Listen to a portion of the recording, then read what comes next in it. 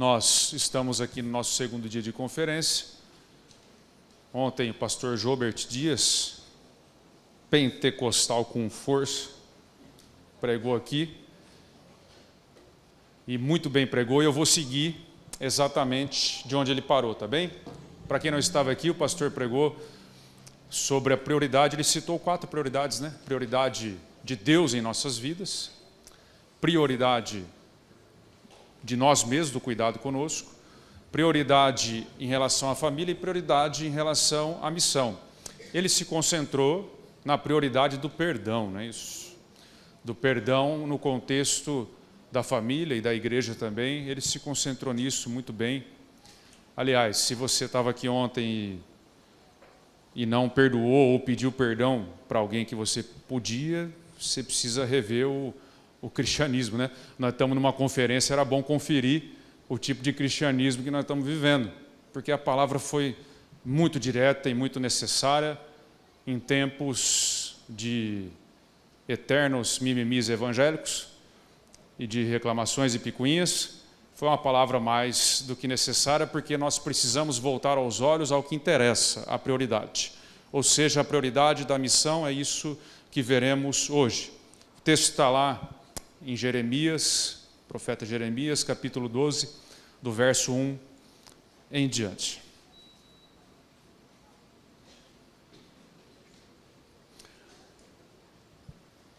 Nós vamos ver como Deus, por meio de 2 perguntas profundas, transformou um simples menino do interior de uma cidade chamada Anatote em um leão na cidade de Jerusalém, Jeremias. Deus faz 2 perguntas a Jeremias que transformam profundamente a essência do profeta, que dá estrutura para que ele pudesse suportar a missão, a sua dura missão, por cerca de 40 anos até o fim.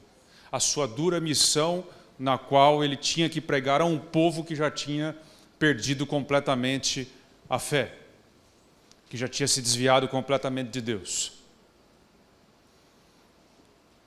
Sabe, irmãos, para que nós tenhamos capacidade de fazer da missão a prioridade da nossa vida, eu cheguei na conclusão que não basta uma decisão humana. Nós precisamos ser questionados por Deus, assim como Jeremias foi questionado, porque quando Deus fala conosco, quando Deus nos questiona, Ele não apenas quer uma resposta nossa, mas Ele também traz à existência o que não existia. Quando Deus fala conosco, Ele cria uma realidade que não existia antes dele perguntar. Nós precisamos disso, que Deus nos questione essa noite. Amém? Diz assim o texto sagrado: ó Senhor Deus, se eu discutisse esse meu caso contigo, tu provarias que estás com a razão.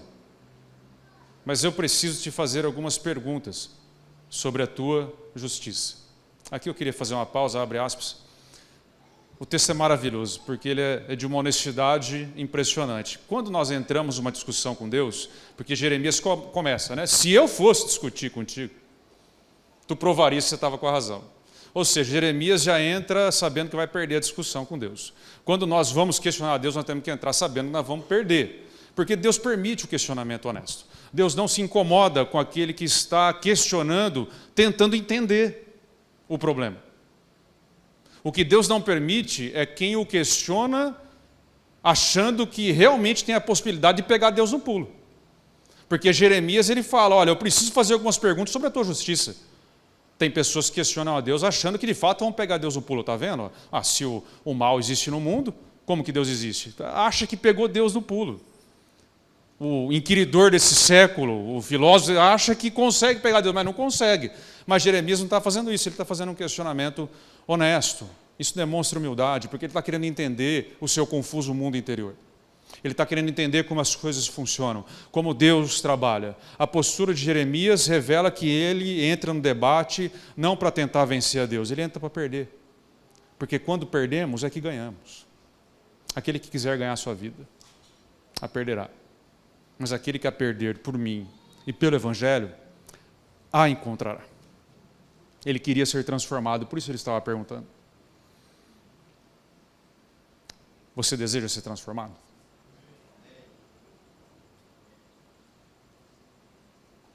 Vamos lá de novo. Senhor, se eu discutisse esse meu caso contigo, tu provarias que você está com a razão. Mas eu preciso te fazer algumas perguntas sobre a tua justiça. Por que os maus ficam ricos? Por que os desonestos conseguem sucesso? Tu os plantas e as suas raízes se firmam. Eles crescem e produzem fruto. Os maus vivem sempre falando bem de ti, mas na verdade eles não se importam contigo, Senhor. Mas tu, ó Senhor, me conheces, tu vês o que eu estou fazendo e sabes que eu te amo. Ó Senhor, arrasta essa gente como ovelhas para o matadouro. Olha que amor de Jeremias, né? Separa-os para o dia da matança. Por quanto tempo a nossa terra ficará seca? Até quando o capim murchará em todos os pastos? Os animais e as aves estão morrendo por causa da maldade dos moradores da terra, que dizem, Deus não vê o que estamos fazendo. Deus respondeu a Jeremias, Jeremias, se você se cansa apostando corrida com os homens, como é que vai correr mais do que os cavalos? E a segunda pergunta, transformadora que Deus faz. Se você não se sente seguro numa terra de paz, como é que vai conseguir viver nas matas do Rio Jordão? Até os seus irmãos, gente da sua própria família, são traidores. Todos eles criticam você pelas costas. Não confie neles, ainda que venham com conversa de amigo. Até aqui. Durante a nossa missão, assim como Jeremias, nós podemos ser afligidos por uma onda, um tsunami de pensamentos excessivos que nos fazem paralisar. Assim como aconteceu com Jeremias. Jeremias teve muito problema dessa ordem interior. Pensamentos de inferioridade. Ele via dizendo, eu sou um menino, eu não posso fazer isso que o senhor está falando para eu fazer. Eu não tenho essa capacidade, eu não sei fazer isso que o senhor está me chamando. Pensamentos contraditórios, pensamentos de desânimo, pensamentos de injustiça, ou justiça própria, como ele revela aqui, por que os maus prosperam, por que isso, por que aquilo, por que tem fome no mundo, por que tudo mais. Jeremias está ali com esses pensamentos excessivos e contraditórios, ou seja, ele está perguntando sobre coisas que ele não tinha absolutamente controle nenhum, mas que invadiam a sua mente e o desconectava da sua missão, o levava para longe da sua missão. O mais bonito no livro de Jeremias, e que nos conforta, é que Deus não invalida essa experiência. Deus trabalha com Jeremias, de acordo com a dificuldade que o profeta tem. E então Deus vem e faz duas perguntas transformadoras que colocam ordem no caos de Jeremias. Ordem na sua cabeça. Ele vem e pergunta, Jeremias, você se cansa de correr com homens, como é que você vai competir com cavalos, filho? Se você não se sente seguro numa terra de paz, ou seja, na sua terra natal, Anatote, como é que vai ser lá nas matas do Jordão, ou seja, em Jerusalém, quando a coisa ficar feia no teu ministério, Jeremias? Como é que vai ser? Deus não está dando uma bronca no profeta. Deus está colocando ordem no caos dos pensamentos de Jeremias. Ele está colocando ordem na confusão do profeta, que estava pensando, e meu Deus, como que vai ser? E por que existe isso? E como que as coisas são? E não vai dar certo. E ele vem e coloca ordem nesse caos. Como que Deus faz isso? Estabelecendo prioridades. Deus está dizendo para Jeremias, Jeremias, se concentra na missão, filho, que você vai correr com os cavalos. Se concentra na missão que você vai ficar em paz em meio à guerra. Para com esses pensamentos em volta. Para de trazer coisa para a sua cabeça. Se concentra na missão. Deus está dizendo quem Jeremias é e o que ele vai ser. Deus está dizendo que o problema de Jeremias não é todas aquelas perguntas que Jeremias estava fazendo. Ele está dizendo, o seu problema, Jeremias, É a tua frágil estrutura interna que não suporta a missão que você vai carregar. Mas você vai correr com os cavalos. Você vai ficar em paz em meio ao caos no cumprir da sua missão. Eu farei isso se você permanecer na missão. Teve um certo homem chamado Jesus Cristo, não sei se vocês conhecem, que disse a mesma coisa. Ele falou o seguinte: não ande ansioso por coisa alguma. Busque em primeiro lugar o reino de Deus e todas as demais coisas vos serão acrescentadas. Para de ficar pensando como é que vocês vão ganhar a vida. Concentra na missão, busca o reino e a sua justiça. Para de perguntar, de questionar sobre a justiça de Deus. Busque o reino e a sua justiça. E todas as demais coisas serão acrescentadas. Prioridade. Organiza o pensamento, organiza o caos interno. Do mesmo jeito que no início de tudo, Deus criou ordem no caos, Deus também coloca ordem no caos dos nossos pensamentos e das nossas questões contraditórias e das nossas dúvidas e dos nossos anseios e de tudo que é necessário para seguir na missão. Deus estabelece ordem na vida do profeta. Você percebe que Deus não entra na onda de Jeremias. Deus não entra no caos de Jeremias. Deus tira Jeremias do caos que ele estava. Jeremias está perguntando por que isso, por que aquilo outro. Deus fala assim: filho, vamos tratar do que é certo? Deus vai e coloca o dedo na ferida. O teu problema é a tua frágil estrutura interna. O teu mundo interior é frágil, ele desaba fácil. Tem alguém aqui que desaba fácil? Teve uns 4 corajosos aí. Irmãos, a história de Jeremias, ela é de uma beleza sem tamanho. O que Deus está fazendo é escolhendo os pensamentos para Jeremias. Disse o profeta mais tarde, citando o Senhor: eu é que sei os pensamentos que eu tenho sobre vós, pensamentos de paz e não de mal, para vos dar o fim que desejais. O profeta disse mais tarde: eu esquadrinho o seu coração. Quando nós ouvimos a Deus, se você deixar Deus escolher os seus pensamentos, você se livrará de pensamentos massacrantes, ansiosos, contraditórios. Se você permitir que Deus escolha os seus pensamentos. Porque quando estamos na casa de Deus, quando ouvimos a sua palavra, nós não precisamos escolher nossos pensamentos. A palavra de Deus é como uma âncora, como uma corda que nos guia em meio ao caos dos nossos pensamentos e vai trazendo ordem e vai trazendo a prioridade. E a prioridade é a missão. Deus está dizendo: Jeremias, permaneça e você correrá com os cavalos. Você fará coisas impossíveis para o ser humano. Você terá paz em meio ao caos. Você não vai ficar nessa loucura que você vive eternamente, se você deixar eu escolher os pensamentos para você. Se os meus pensamentos forem os seus pensamentos. Deus ensinou Jeremias a seguir na missão, independentemente de qualquer problema pessoal que ele tivesse ou enfrentava. E isso não levou Jeremias à ruína, ao burnout. Porque hoje em dia, quando temos um problema de ordem pessoal, o que nós fazemos? Paramos nosso trabalho para cuidar do problema pessoal? Nós paramos o casamento? Vamos dar um tempo aqui no casamento, eu vou resolver meu problema pessoal, depois eu volto. Você abandona seus filhos? Larga eles no sinaleiro? Depois o pai pega vocês aí que eu estou com um problema, depois a gente cuida. Não, sabe o que a gente faz quando tem um problema pessoal? Abandonamos a missão. E aí está o grande erro. Deus está dizendo para Jeremias: você não pode parar, filho. É justamente isso que vai te dar um problema. Você tem que seguir. Se você quer correr com o cavalo, é aí que eu vou te transformar. Eu vou trocar a roda, o carro andando mesmo. É assim que Deus faz. Mas nós fazemos o contrário, nós vamos por outro caminho.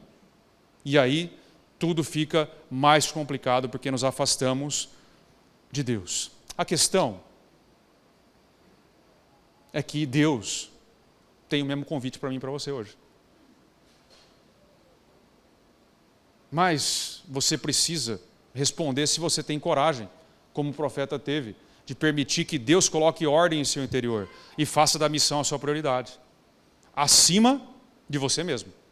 Porque Jeremias colocou a missão acima dele mesmo. Pregou 40 anos para um povo que não ia se converter, acima dos seus objetivos e sonhos pessoais. A questão é se você tem coragem de permitir que Deus coloque ordem nos pensamentos contraditórios, massacrantes e ansiosos que você tem.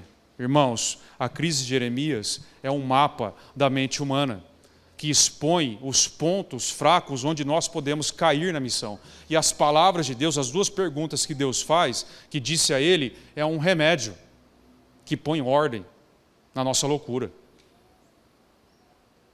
no nosso pensamento acelerado, nos pensamentos excessivos, e nos traz calma.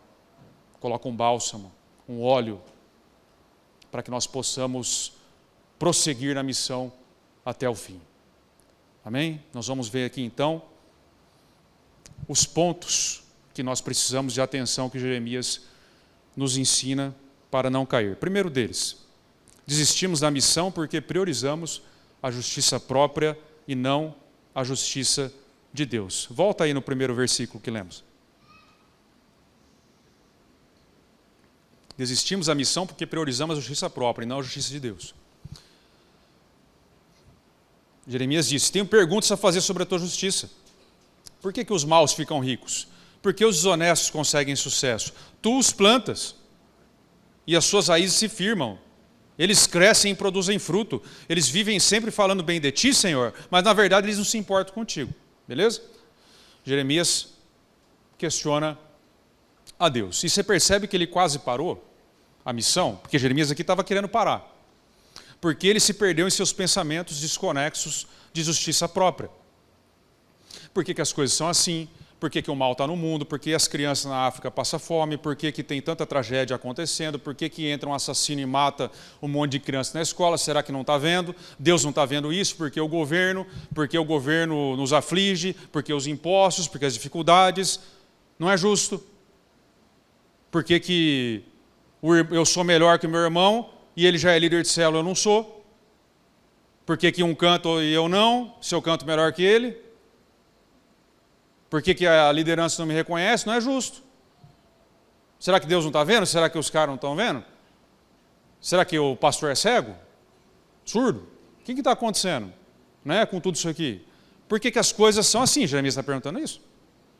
Por que os maus ficam ricos? Por que as coisas se dão bem para quem não te ama, Senhor? Por que as coisas são assim? Por que tem que ser desse jeito? Jeremias está questionando por que as coisas são como são.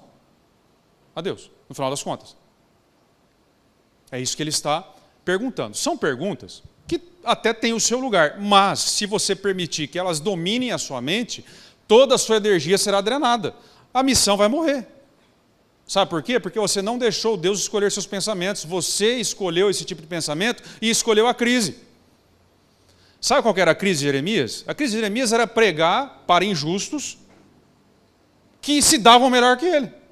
O que Jeremias está falando em outras palavras? Senhor, eu estou te servindo, eu te amo, eu estou nesse ministério aqui desgramado. E os caras se dão bem e eu me dou mal.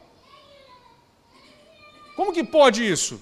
Se Deus é justo, ele fará justiça aos seus, não é assim? É um pensamento até lógico, tem o seu lugar. Mas se Jeremias continuasse isso, ele parava a missão. Ele não ia suportar conseguir. Não ia suportar seguir, melhor dizendo. A crise de Jeremias é exatamente a mesma crise de Tiago e João. Estão lá caminhando com Jesus. Senhor, o Senhor quer que nós oremos para que desça fogo do céu sobre esses injustos? É a mesma crise de Jonas. E eu não vou pregar para esses injustos, para esses incircuncisos que invadiram Israel. Não vou. Porque eu vou pregar para eles e o Senhor vai perdoar eles e eu não vou ser o profeta culpado de salvar esse povo. Não vou fazer isso. Eu quero que Nínive se exploda. Como que termina o livro de Jonas? É justo, Jonas? Você ficar tão irritado desse jeito, filho? É por aí que a coisa deve caminhar? É a crise. E essa crise é o nosso problema também. Sabe por quê? Porque agora que nós passamos para o lado de Deus, nós também queremos que Nínive se exploda. Nós nos enchemos de justiça própria e queremos que o mundo se exploda com seus pecados no carnaval aí. Pensamentos de justiça própria. Só que adivinha, Deus não explode. Porque se ele fizesse assim, nós não estaríamos aqui para perguntar também. Nem Jeremias, nós teríamos sido explodidos juntos. Porque não há um justo sequer, disse o profeta depois. Deus não explode, porque Deus vence a injustiça, Ele arranca a injustiça, não com violência, mas pelo Evangelho. Não é por força nem por violência, mas pelo Espírito de Deus. Ele transforma inimigos em amigos, por meio do Evangelho. Injustos em justos. Ele transforma a injustiça em justiça por meio do Evangelho. O nosso Senhor, na visão do apóstolo João, tem um manto tingido de sangue. Mas esse manto que João viu não é o sangue dos seus inimigos ainda. É o seu próprio sangue que ele deu em favor dos injustos. Jesus Cristo justo pelos injustos. Ele ainda não voltou para julgar o mundo. Ele voltará. Mas ainda não voltou. Ele ainda está esperando. Ele ainda está transformando inimigos em amigos. Injustos em justos. Agora, olha a desconexão do pensamento de justiça própria de Jeremias. Jeremias, o injusto é justamente o alvo da sua missão, mas ele está se tornando o motivo da desistência da sua missão. Ah, porque os injustos, eu não quero pregar para os injustos. Mas eles são o alvo, Jeremias. E você está desistindo por causa dele. Pensamentos desconexos de justiça própria nos fazem parar a missão. Justiça própria. A palavra diz que a nossa justiça própria é como trapos de imundícia, serve para nada. Você tem que ver se você não está nesse mesmo caminho de incoerência, porque todo discípulo vai chegar numa encruzilhada em que terá que decidir entre a justiça própria e a justiça de Deus. E todo discípulo verdadeiro abandona a justiça própria e abraça a justiça de Deus, senão ele não conclui a missão que Deus deu a ele. Você percebe que a resposta de Deus para Jeremias não foi assim, né? Ah, verdade, né, filho? Eu dei uma exagerada, né? Você quer que eu mate eles queimado ou afogado? Deus não falou isso para Jeremias, não é verdade? Verdade, eu pesei a mão, né, filho? Deu uma errada aqui. Você tem toda a razão, Jeremias. Eu vou, né? Vamos matar eles, né? Porque Jeremias pede, traz eles para o dia da matança. Nosso Senhor nos enviou como cordeiro no meio de lobos, mas Jeremias estava pedindo para matar os lobos, né? E ficasse o cordeiro. Diante da confusão mental de Jeremias, Deus, então, responde com essas duas perguntas que temos falado. Jeremias, se você se cansa correndo com homens, filho, como é que você vai competir com os cavalos? Correr mais que os cavalos? Se você não se sente em paz, nem numa terra de segurança que você conhece, como é que você vai ficar em paz lá nas matas do Jordão, em Jerusalém, filho? Nós precisamos fazer alguma coisa, Jeremias, você tem que ficar comigo aqui. Não dá para ser assim. Deus está ensinando Jeremias a seguir. Deus está ensinando Jeremias a olhar o mundo, dando uma lente para ele, a olhar o mundo não pelas lentes da justiça própria, mas pelas lentes da justiça de Deus. Jeremias, o injusto é justamente o alvo da sua missão, filho. O mal tem que ser conquistado por meio do Evangelho, não por meio da violência. Você vai pregar ou não, Jeremias? A minha palavra. Sabe, irmãos, é uma advertência que Deus nos faz. Ou nós permitimos que a palavra organize os nossos pensamentos, ou nós ficaremos obscurecidos em nossos próprios pensamentos. E sabe o que vai acontecer? Nós vamos nos ajuntar com pessoas que têm o mesmo tipo de ferida e crise. Porque se tem uma coisa que conecta pessoas, é ferida e crise. A pessoa tem um problema, ela se conecta a isso. Só que sabe o que acontece? Não sai do lugar. Porque a justiça própria não nos tira do lugar que estamos. Ela nos afunda onde nós estamos. Você já reparou que nunca você está do lado errado dos grupos que se juntam pelas injustiças? Em qualquer lugar que você esteja, você se juntou lá, alguém começou a falar das injustiças do governo, você sempre está do lado certo. Porque você nunca cometeu injustiça nenhuma, não é verdade? Então você está sendo sempre injustiçado. Né? Você nunca sonegou um imposto, né? Então você está sendo injustiçado pelo governo que sempre te oprime. Você está sempre certo. Nunca tem injustiça no seu lado. Chega alguém para falar mal do líder e todo mundo se junta para falar, porque o líder fez isso, o líder fez aquilo, e não sei o quê, porque o pastor isso, porque o pastor aquilo, porque o Murilo, aquele égua lá, fez isso. Né? Aí já junta 15 para falar do ego do Murilo. Né? Falar de mim é fácil, dura ser eu. Vocês estão entendendo? Juntam uns 15, porque é a ferida. É a ferida. Só que isso não faz você sair do lugar. Nós nunca estamos do lado errado, cara. A gente sempre está do lado certo da história, já reparou isso? Ou seja, a gente devia desconfiar do nosso julgamento. Como que nós sempre estamos do lado certo? Nós sempre somos aqueles que somos injustiçados. Por quê? Porque temos a tendência, assim como Jeremias, de cultivar pensamentos desconexos de justiça própria que nos afastam da nossa missão. Nossa justiça própria não nos leva a lugar nenhum, nos faz afundar, nos faz desistir da missão. Nossa justiça própria é correr com homens, mas Deus está nos chamando a correr com os cavalos. A aprendermos a ter uma estrutura interna tão forte que fica em paz em meio ao caos. Que não desaba frente aos problemas que aparecem. Corre com cavalos e tem paz quem faz a justiça de Deus a sua prioridade e abandona a sua. Ama o inimigo, abençoa o injusto, serve quem o persegue, não retribui o mal com o mal, olha o mundo por meio das lentes da justiça de Deus. Ele quer alcançar o mal e conquistar o mal, por meio da cruz, por meio do evangelho. Então, se alguém fez mal para ele, ele não se afasta. Ele quer conquistar por meio da bondade aquela pessoa. Ele não retribui na mesma moeda. Porque ele entendeu que ele está aqui para conquistar o mundo injusto, por meio da palavra de Deus. Essa é a missão.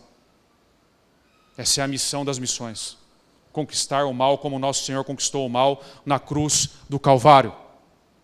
Por meio do seu próprio sangue, não por meio do sangue dos inimigos. Ele nos chamou para isso. Sabe, irmãos, abraçar a justiça própria e não compreender a justiça de Deus, nos faz parecidos com aquele fariseu que batia no peito e falava, Senhor, graças te dou porque eu não sou parecido com esse publicano. Nos leva a isso. Abraçar a justiça própria nos faz parecidos com o filho mais velho. O filho mais velho ficou incomodado com a bondade do pai, questionou a justiça do pai, onde já se viu, se recebesse seu filho aqui, depois de tudo que ele fez, questionando a justiça do pai, questionando a bondade do pai, rejeitando o irmão mais novo. Abraçar a justiça própria nos faz ficar do lado de fora da festa, nos faz desistir da missão, porque percebe aqui nessa parábola, que é muito interessante isso, que o filho mais velho é quem tinha que ir buscar o filho mais novo, e ele não vai. Jesus conta essa parábola quando ele está sentado lá com os pecadores, certo? Quem que chega? Os fariseus. E questionam a Jesus. Está lá em Lucas 15. Por que você se senta com pecadores? De onde você tirou essa ideia, Jesus? Você é um rabino. Você não pode fazer isso, você é um mestre. Por que você está se misturando com essa gente? Aí Jesus conta as parábolas. Ele conta a primeira dizendo o seguinte, quem que tiver 100 ovelhas e perde uma, não vai atrás dela. Aqui o pastor vai atrás dela. As 99, Israel. A uma perdida, os pecadores gentios que ele estava comendo junto, ok? Ele vai atrás. Quem é que tem 10 moedas e perde uma e não procura, e depois que acha, comemora com todo mundo, e senta na mesa? E aí ele conta a terceira, que é o pai, que tinha 2 filhos, e um filho quer ir embora, os gentios. E Israel não foi chamado para buscar os gentios? Foi. E aí, o filho mais velho, ao invés de buscar o filho mais novo, fica revoltado com a justiça do pai. É o que Jeremias está perguntando, questionando. Pensamentos de justiça própria. E ele diz, o filho vai embora, depois o filho volta espontaneamente, nessa parábola ninguém vai atrás do filho, ele volta sozinho. E aí a parábola termina com com o pai, perguntando sobre o filho, se ele não vai entrar, mas a parábola não revela se o filho mais velho entrou na festa ou não. Porque Jesus estava apelando para todo mundo que estava lá. Vocês não vão sentar na mesa comigo? Nós que somos o irmão mais velho deles, vocês não vão sentar para comemorar, porque nós achamos eles. O livro de Jonas termina. Jonas, é justo isso aí, filho? Essa revolta toda contra Nínive? Os gentios? Eles não sabem o que fazem, filho. É justo, você conhece a lei, você não pode pregar para eles. Você vai querer vencer Nínive, destruindo Nínive ou pregando para Nínive, conquistando a maldade? Porque é por meio do evangelho que conquistamos a maldade. O filho mais velho ignorou a missão. O filho mais velho, ele abriu mão da missão, ele perdeu a paz, ele estava correndo com homens, tudo dentro da casa do pai. Ele ignorou completamente. Ele não conseguiu ver quem o pai era, que tudo que o pai tinha era dele, que ele tinha acesso ao pai. Ficou com esses pensamentos malucos e abandonou a missão porque estava com um pensamento desconexo de justiça própria, assim como Jeremias estava. Ele deveria ter ido buscar o filho mais novo. E não foi. Nós corremos o risco de não cumprirmos a nossa missão dada pelo Pai, se permanecermos com pensamentos de justiça própria. Busque em primeiro lugar o reino de Deus e a sua justiça. Todas as demais coisas necessárias serão acrescentadas. É promessa do nosso Senhor. Não sou eu quem estou prometendo, é o nosso Senhor Jesus quem está prometendo isso. Por que nós temos tanta dificuldade de correr com os cavalos, hein? Nós nos perdemos em meio os afazeres e as preocupações da vida, com pensamentos ansiosos, mas Jesus está dizendo, assim como Deus disse a Jeremias, olha, não ande ansioso por causa dessas coisas. Se você priorizar a missão, esses pensamentos vão embora. Se você buscar em primeiro lugar o reino de Deus e a justiça, esses pensamentos vão embora. É assim que Deus faz com a ansiedade, Ele organiza o nosso pensamento. Você acorda cheio de preocupações. Meu Deus, eu preciso ganhar vida, eu preciso fazer aquilo outro, eu preciso fazer isso, não vai dar certo. O que eu faço? Você já acorda a mil. O que Deus está fazendo? Acorda e vai orar, cara. A primeira coisa tem que ser isso. Em primeiro lugar, busque o reino de Deus e a sua justiça. Depois vá para a sua missão de conquistar o injusto e a maldade nesse mundo, fazendo o seu trabalho de forma honesta, para que a maldade seja arrancada. E você fazendo isso e confiando em Deus, Jesus prometeu que todas as demais coisas seriam acrescentadas. Mas nós invertemos toda essa ordem de prioridades e aí vira um caos na nossa cabeça, sem fim. Irmãos, Deus está nesses dias falando conosco, em várias outras situações. Vamos respirar e vamos viver a nossa vida em favor do Evangelho. Vamos viver sem medo. Vamos viver sem medo do futuro, como Jesus disse, confiando nele. Por meio da missão, para correr com os cavalos, você precisa abandonar a justiça própria e abraçar a justiça de Deus. Amém? Esse é o primeiro ponto. Segundo ponto, só falta mais 400. Pessoas desistem da missão porque priorizam sonhos pessoais ao invés dos sonhos de Deus. Vamos lá para o verso 3? Acho que é o 3. Mas tu, ó Senhor, me conheces. Isso. Mas tu, ó Senhor, me conheces. Tu vês o que estou fazendo e sabes como eu te amo. Ó Senhor, arrasta essa gente como ovelhas para o matadouro. Separa-os para o dia da matança. Por quanto tempo a nossa terra ficará seca? Até quando o capim murchará em todos os pastos? Os animais e as aves estão morrendo por causa da maldade dos moradores da terra, que dizem, Deus não vê o que estamos fazendo. Até aqui. Jeremias apela, né? Senhor, você sabe, atende meu pedido, você sabe como eu te amo, Senhor, ouve meu pedido.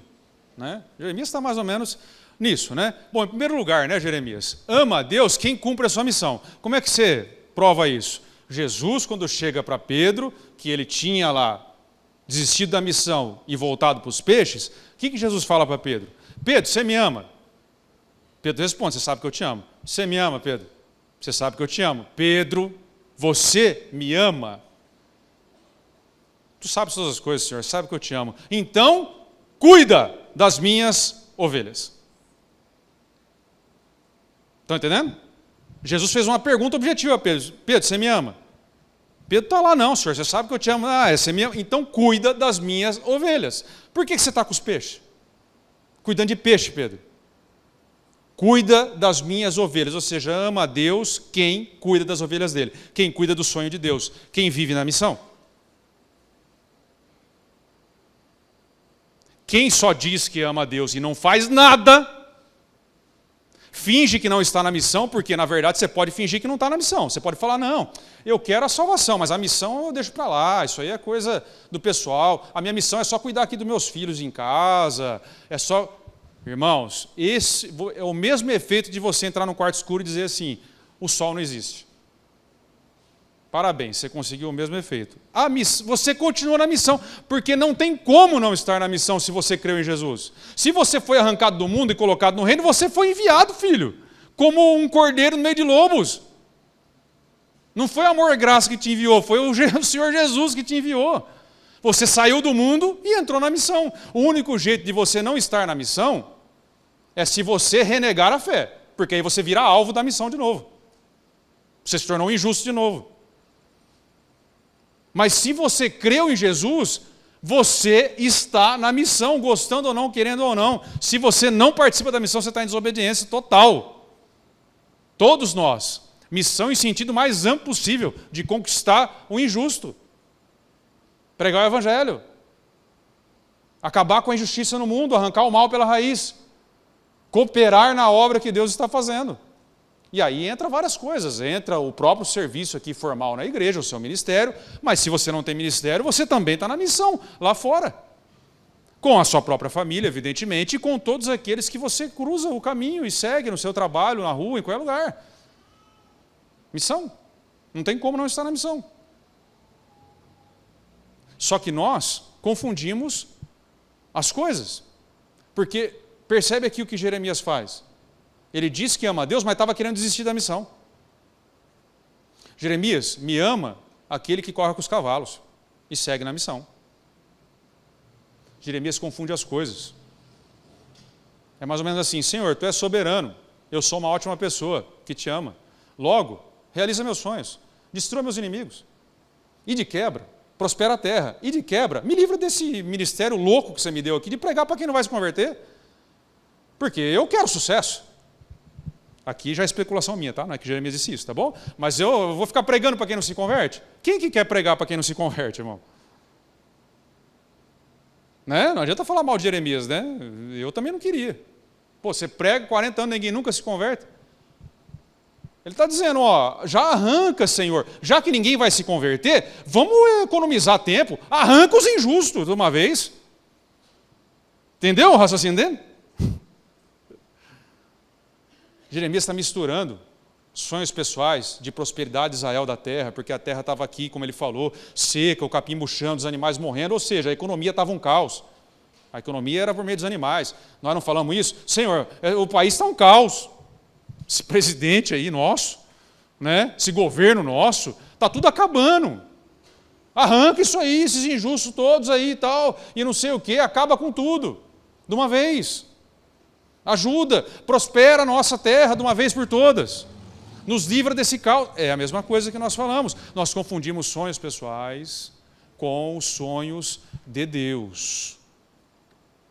Jeremias, irmãos, presta bem atenção em mim. Jeremias estava enfiando o sonho dele pessoal na Bíblia. De ver Israel prosperando.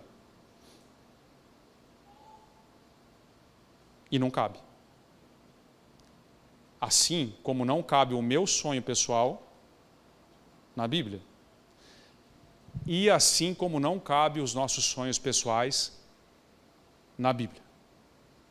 A Bíblia não é um livro que fala dos nossos sonhos realizados. A Bíblia é um livro que fala dos sonhos de Deus realizados, que nos inclui. Que nos convida a participar do seu reino. Mas são sonhos de Deus. Só que nós insistimos em ler a Bíblia misturando nossos desejos pessoais com promessas bíblicas. Então a gente está tão assim, com uma leitura errada, tão individualizado, que a gente vê lá, você vai ser cabeça e não cauda. O que a gente pensa? Que Deus vai nos levar a ser o presidente da multinacional que nós estamos trabalhando. Aí, ó, está escrito. É promessa. Falar em parábolas, né? Está escrito, né? A gente lê que Deus vai te honrar e a gente acha que aquela pessoa que fez uma picuinha para nós, Deus vai pegar a cara dele e esfregar aqui, ó, no muro inteiro do amor e graça, até o Kids, assim, ó. Para falar, tá vendo? Deus me honrou. Pelo amor de Deus, irmão. Você acha que Deus entra nessas picuinhas evangélicas? Cada um que se resolva, filho. O mundo interior tem que ser fortalecido para continuar na missão. É o que Deus está ensinando. Nós ouvimos assim, alarga a tua tenda. Você corre e abre uma filial da tua empresa. Né? Porque tudo tem a ver conosco. Tudo tem a ver com os nossos sonhos pessoais. É um erro. Pior é quando vem para dentro do ministério, em que o ministro, o líder, qualquer um que seja, começa a achar que sucesso está em evidência. Se não tiver uma igreja na mão, não está bom. Não serve, não está cumprindo a missão. Que isso, gente? Onde nós estamos? Que evangelho é esse que nós estamos lendo? Estamos misturando sonho pessoal com os sonhos de Deus. Nós não podemos usar a missão para realizar sonhos pessoais. Nós temos que submeter os nossos sonhos pessoais à missão. E deixa eu dizer, os nossos sonhos não cabem dentro da Bíblia. Não cabem. Sonhos pessoais, puramente pessoais. Mas Ele nos chamou para uma missão muito mais excelente do que qualquer sonho pessoal que possamos ter. Ele nos chamou para construir o seu reino, para participar da sua glória, para viver a eternidade. Mas nós ficamos querendo brincar na lama. Diz C.S. Lewis, nós somos como uma criança pobre que nunca viu o mar e prefere ficar brincando no esgoto, na lama. O que Deus tem, o chamado que Deus tinha para Jeremias e que Ele tem para mim e para você, é muito melhor do que qualquer coisa que você pudesse ter de Deus nessa terra. Todas as bênçãos nos foi dada em Cristo Jesus, as bênçãos do céu. Todas. Ele nos chamou para reinar com Ele. É muito mais do que nós poderíamos sonhar. Muito mais. Deus, por meio da cruz, afirma a nossa identidade como nenhum tipo de teoria humana poderia fazer. É o que Ele fez com Jeremias. Jeremias, para de ficar com esses pensamentos loucos seu, filho. Eu vou firmar você de um jeito que ninguém pode fazer. Fica comigo que você vai correr com os cavalos, que você vai ter paz no meio do caos. Você vai ser forte, filho. Você vai ser transformado. Busca a virtude. Busca construir o seu mundo interior. Busca se fortalecer na missão. Eu tenho coisas mais excelentes para você, Jeremias, do que sucesso pessoal no ministério. Do que do sucesso do jeito que você imagina. Não pode confundir uma coisa com a outra. Presta atenção como Deus lidou com os sonhos de Jeremias. Jeremias, os caras aí, lá em Anatote, a cidade natal dele, estão te ameaçando para você parar de pregar o evangelho. Por quê? Jeremias tinha a dura missão de pregar que o povo ia para o exílio. Num tempo que não tinha ido para o exílio. E aí vinham os falsos profetas e diziam paz, paz, quando não havia paz. Eles diziam, imagina Jeremias, o povo escolhido de Deus, Israel, vai para o exílio? Lógico que não, Deus é misericordioso, nós temos a lei, nós temos o sacrifício, nós temos os profetas. Para de falar bobagem, o povo já está sofrendo demais e você fica só dando notícia ruim para o povo, Jeremias. Para com isso, você é o profeta do caos. Só que eles faziam isso porque eles queriam ser adorados pelo povo e ter fama, sucesso pessoal no ministério. Porque quando você prega paz, você tem muito sucesso. Você tem multidões seguindo. Quando você falou o que todos querem ouvir. Mas Deus está dizendo para Jeremias, Jeremias, continua falando a verdade, porque o juízo vai vir e não tem volta. O povo vai para o exílio, já está decretado. Segue nesse seu ministério, segue rumo a Jerusalém, filho. Você está em Anatote, os caras estão te enchendo a paciência. E se você voltar alguns capítulos para trás, você vai ver que esse pessoal era tudo da terra natal de Jeremias, que estava bravo com ele porque ele mexeu na política do templo, do interior. E o povo está revoltado com ele. E Deus está falando, segue rumo a Jerusalém, filho. Continua pregando. continua fazendo. E aí Jeremias vai avançando no seu ministério. E quando ele chega em Jerusalém, o que acontece? Ele atinge então seus objetivos pessoais? Não, Senhor, eu perseverei e agora eu sou um grande sacerdote aqui em Jerusalém. Jeremias é mais odiado ainda. Em Jerusalém, joga ele num poço. É mais ameaçado ainda quando ele chega em Jerusalém. Sabe o que isso nos ensina figuradamente, irmãos? Que Jeremias começou em Anatote, correndo com homens, e Deus vai conduzindo ele a Jerusalém, onde ele correria com os cavalos, ou seja, onde a coisa fica feia, porque ele insiste em pregar a palavra de Deus. Jerusalém, irmãos, é o lugar em que você morre totalmente para Deus aparecer. É onde você sacrifica o seu sonho pessoal em favor do sonho de Deus. Como disse o autor de Hebreus, saiamos para fora do acampamento para sofrer a vergonha juntamente com ele fora das portas da cidade. Paulo, o apóstolo Paulo, começa lá em Tarsis, mas ele vai avançando no seu ministério até um dia que um profeta diz para ele: se você for para Jerusalém, você será amarrado e vai ser conduzido para Roma, você vai ser julgado, você vai morrer em Jerusalém, vai ser preso. E Paulo disse: é para lá mesmo que eu estou indo, para Jerusalém, onde morre o apóstolo Paulo e aparece Deus, os sonhos de Deus. Jesus começa em Nazaré e ele vai avançando em seu ministério até o dia que ele entra em Jerusalém. E lá ele bebe a taça da ira de Deus até o fim. Todo discípulo, uma hora ou outra, terá que sacrificar seu sonho pessoal em Jerusalém. É o lugar de matar completamente a nossa ânsia por sucesso pessoal e abraçar a missão. E nós temos dificuldade com isso, irmãos. Sabe por quê? Porque nós até queremos servir a Deus, mas desde que os planos de Deus não atrapalhem os nossos sonhos. Aliás, queremos servir a Deus também desde que Ele me abençoe os planos pessoais. Então eu venho aqui e eu faço um bico no reino, eu dou uma ajudada lá no Kids, eu faço um biquinho aqui na diaconia e tudo mais, e aí eu parto a minha semana abençoada, porque aí eu fiz aqui um biquinho no reino e Deus abençoa meus sonhos pessoais depois. É assim que a gente trata a missão. Boa parte das vezes. Fazemos um bico no reino, enquanto que isso não existe. Nossos sonhos pessoais já deveriam ter sido sacrificados há muito tempo para abraçar os sonhos de Deus, porque corre com cavalos aquele que prioriza o sonho de Deus, a missão de Deus. Porque aquele que perder a sua própria vida, a ganhará. Aquele que tentar encontrar a própria vida, ou seja, aquele que correr atrás dos próprios sonhos pessoais, perderá a sua vida. Mas aquele que a perder por amor de mim e do Evangelho, encontrará a vida que estava procurando. Nós precisamos confiar em Deus, irmãos. Deus não fica devendo nada para ninguém. Jesus mesmo disse: não há ninguém que tenha deixado qualquer coisa que não seja abençoado 100 vezes mais nessa vida. Não tem. Nós precisamos aprender a ir rumo a Jerusalém. E por fim, terceiro ponto, pessoas desistem da missão porque deseja mais ser amado na terra do que no céu. O discípulo verdadeiro terá que sacrificar o desejo de ser querido por todos e encontrar um lugar em Deus que o amor de Deus seja suficiente.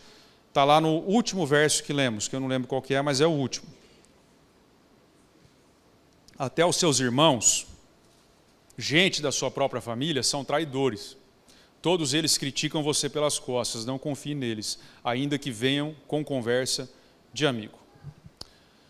Não é que na caminhada a gente não encontre amigos fiéis, é claro que a gente encontra. Mas o ponto é que os traidores estão aí e ponto, eles existem. Não tem como fugir deles. E pior, é difícil de enxergar, porque traidor, maioria das vezes, é gente próxima. Gente que devia cuidar de você, que devia te apoiar e, na verdade, te esfaqueia. É difícil reconhecê-los. E fica mais difícil ainda de reconhecê-los porque a gente não quer acreditar nisso, quando acontece. Lógico, a gente não quer lidar com esse tipo de dor. Nós relativizamos, a coisa está na nossa cara, mas a gente relativiza, a gente joga pano quente, a gente tenta levar, porque a gente não quer acreditar que foi traído. Essa é que é a verdade. E é óbvio que a gente faz isso por um motivo muito claro, a gente não quer enfrentar essa dor da traição, da rejeição, do desprezo, enfim, qualquer coisa que seja. Mas tem um motivo mais profundo do porquê a gente não quer ver isso. É que o amor de Deus não nos basta. Nós desejamos ser mais amados na terra do que no céu. Nós desejamos ser uma unanimidade na terra, amado por todos. E o amor de Deus passa a não ser suficiente para nós. E a gente não enxerga, mesmo que Deus esteja falando, porque você percebe que Deus está revelando para Jeremias, né? E está difícil para ele acreditar nisso. Mesmo Deus revelando para a gente, o traidor, às vezes a gente não quer acreditar. Mas fato é que eles cruzarão o nosso caminho. E esse exercício de deixar de confiar em alguém é muito doloroso para nós. Só que na missão nós temos que ter a capacidade de saber exatamente quem é o traidor. Não é artigo de luxo. Nós temos que desenvolver essa capacidade. Jesus sabia quem era. Jeremias estava sabendo, Deus revelou para ele. E a pergunta é, por que cargas d'água Deus revelou para Jeremias quem era o traidor? Porque com Jesus a gente pode pensar, mas ele era Deus, né? Ele estava sabendo ali e tal. Mas e para Jeremias, por que Deus revelou quem eram os traidores? Gente da casa dele, da família dele, gente da igreja, tudo sacerdote. Por que Deus faz isso, será? Para Jeremias? Porque Deus ama uma fofoca? Deus estava lá paradão, sem ter que fazer nada, falou, Jeremias, você não sabe o que aconteceu lá na igreja, rapaz. Os caras estão tudo falando mal de você. Combina com Deus isso? Será que Deus chegou para Jeremias e revelou isso porque ele queria que Jeremias matasse essas pessoas? Eliminasse elas do mapa? Que ele brigasse com elas? Que ele amaldiçoasse elas? Para que Deus revelou isso? Deus revelou isso, irmãos, e revela para mim e para você também, porque eu creio que Deus nos mostra essas coisas, para que Jeremias, de forma muito consciente, desistisse de ser amado por essas pessoas. Porque se ele insistisse em procurar ser amado por elas, a missão estaria comprometida, porque eles estavam exigindo que Jeremias parasse de pregar a verdade. Jeremias amava essas pessoas. Era tudo gente dele. Mas eles estavam indo contra a missão, ameaçando Jeremias, inclusive. Se Jeremias insistisse em permanecer nesses relacionamentos, tentando ser amado por essas pessoas, a missão afundaria completamente. Nós vamos até o limite. Jesus foi até o limite com Judas. Chega uma hora que bifurca, não tem jeito. É inevitável. Mas você precisa saber quem é. Porque, de forma consciente, você precisa abandonar o seu desejo de ser amado por essa pessoa. Você precisa deixar a porta aberta ao perdão, mas você precisa se livrar desse peso, senão você para a missão. Está cansado? Enquanto nós estamos tudo bem na vida, é correr com homens. Começa a correr com cavalos a hora que acontece a primeira traição.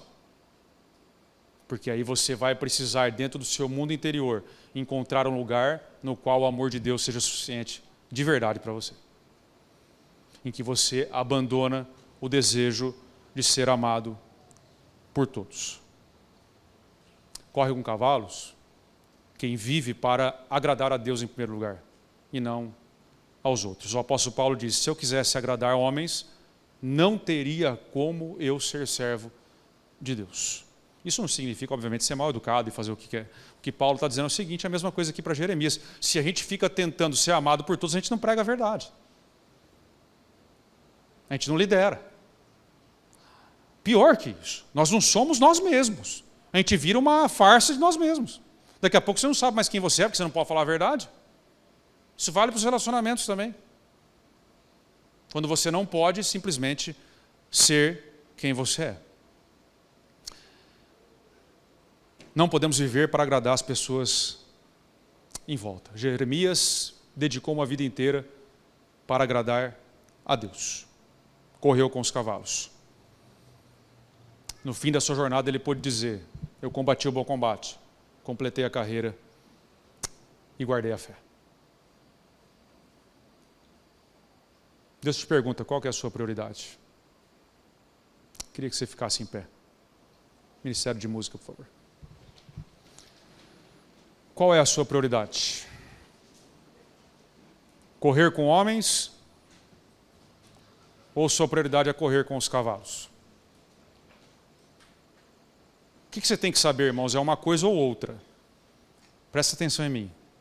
É uma coisa ou outra. Não tem como você correr com homens e com cavalos. Ou você corre com homens ou com cavalos. Ou você vive de forma humana ou você vive de forma sobrenatural. Não dá para misturar as duas coisas. Josué, quando estava na frente de Israel, disse: eu pergunto a vocês, a quem vocês querem servir hoje? Se ao Senhor ou aos deuses? Eu e a minha casa serviremos ao Senhor. Decidam vocês quem vocês servem, mas é uma coisa ou outra. Não tem como levar as duas coisas juntas.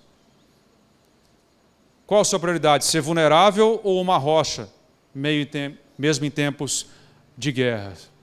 Sabe, irmãos, Deus fez de um menino do interior um dos homens mais valentes da palavra, Jeremias. Ele dizia: eu sou apenas um menino, eu não tenho como fazer isso. E terminou como um leão em Jerusalém, enfrentando a missão. Abriu mão da justiça própria, do sucesso pessoal. Jeremias não teve sucesso pessoal. Não aparecia no YouTube. Ninguém batia a palma para Jeremias. Mas ele construiu um mundo interior com Deus. Que ele honrava a Deus. Jeremias se tornou grande, um leão. Amado Jeremias pela igreja cristã, inclusive. Nós aqui hoje. Não só pelo povo judeu, mas por toda a igreja cristã. O nosso amado irmão Jeremias.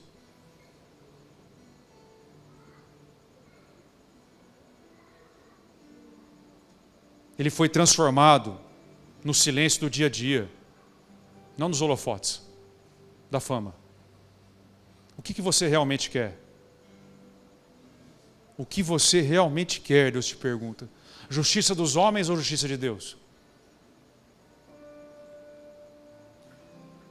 Sucesso, fama, aqui, ou você quer ouvir naquele grande dia: servo bom e fiel, entra no descanso do teu Senhor.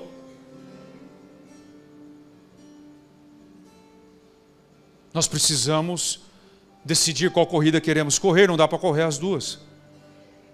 Você quer ser amado por todos, porque você jamais confronta ninguém? Ou você quer ser amado por Deus? Deus está dizendo para Jeremias e para nós que não tem energia suficiente para correr as duas corridas. Nós precisamos decidir, é uma coisa ou outra. Você quer correr a corrida de Deus com os cavalos ou vai desistir no início? Ficar com a própria justiça? Com o sucesso deste mundo? E com relacionamentos quebrados? Meu irmão, se você permanecer na missão, Deus também te fará correr com os cavalos, a ter paz em meio ao caos. Vamos orar. Senhor, nós oramos por cada um que está aqui, Senhor. Louvado seja o seu nome pela sua palavra que nos transforma, Senhor. Assim como o Senhor transformou Jeremias, nós cremos que nossos irmãos serão transformados, Senhor. Cremos que todos nós fomos transformados porque o Senhor está falando conosco. E quando o Senhor fala, algo acontece em nós. Pai, nós queremos dizer sim à tua missão, Senhor. Queremos, assim como Jeremias, correr com os cavalos, Senhor. Queremos, assim como Jeremias, ter paz em meio à guerra. Nós queremos te pedir isso, Pai. Faz isso em nós. Enche-nos com teu Espírito Santo, Senhor. Nós precisamos do poder do teu Espírito. Não podemos mais caminhar sem o poder do teu Espírito. Não se trata apenas de uma decisão humana, Senhor, mas se trata do Senhor criando isso em nós também. A coragem, a unção, a direção, o enchimento do teu Espírito, Senhor, com poder. Abençoa, Senhor, cada um aqui, Senhor. Todos eles, Senhor, que se ajoelharam aqui diante de Ti, possam se levantar completamente cheios, Senhor. Completamente curados. Completamente firmados na Tua missão. Completamente convictos, Senhor. Que os pensamentos sejam colocados em ordem. E a Tua missão seja prioridade na vida deles, Pai. É assim que nós oramos. Um exército está sendo levantado, Senhor. Assim como naquele vale de ossos secos, nós profetizamos também que ao se levantar, você será cheio do Espírito, cheio dos dons do Espírito, e você irá rumo a Jerusalém, e será como Jeremias, capaz de fazer a vontade do Senhor, até o fim. Nós profetizamos que você combaterá o bom combate, completará a carreira, e guardará a fé até o fim. É assim que nós oramos, e te agradecemos por tudo, Pai, em nome de Jesus. Amém e amém. Amém, meu irmão. Graças a Deus. Que ao se levantar você não se esqueça do que Deus falou com você. Deus está transformando sua essência. Deus está fazendo você diferente. Está fortalecendo seus joelhos. Está adestrando as suas mãos para a batalha. E você será um soldado fiel até o fim. Amém? Você vencerá até o fim. É nisso que nós cremos. Porque a palavra de Deus é poderosa para criar o que não existe. Como criou em Jeremias. Apenas um menino, mas um leão em Jerusalém. Amém? Graças a Deus. Põe a mão no seu peito, vamos orar mais uma vez. Senhor, nós queremos te agradecer pela sua palavra. Obrigado, Pai, porque cremos que o Senhor falou conosco. O Senhor falou muito comigo, Pai, eu te agradeço por isso. Obrigado por falar com a sua igreja. Obrigado por ser um Pai que cuida de nós, que nos transforma e nos conduz a sermos quem nós devemos ser. Entregamos tudo em Tuas mãos, Espírito Santo. E pedimos, fica conosco, hoje e sempre, como o Senhor prometeu. Assim oramos ao Pai, em nome de Jesus, na força do Espírito. Amém e amém.